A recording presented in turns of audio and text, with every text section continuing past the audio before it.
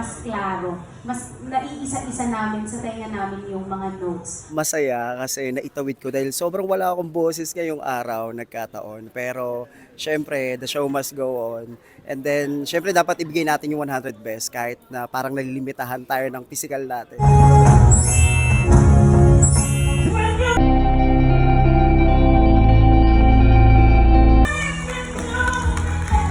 May problema ka sa breathing, medyo kinakapos.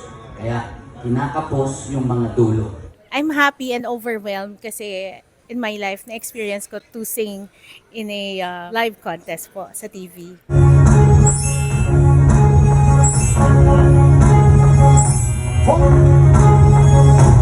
Congratulations, Reggie! Ikaw ang hahamon sa kampiyon ngayon!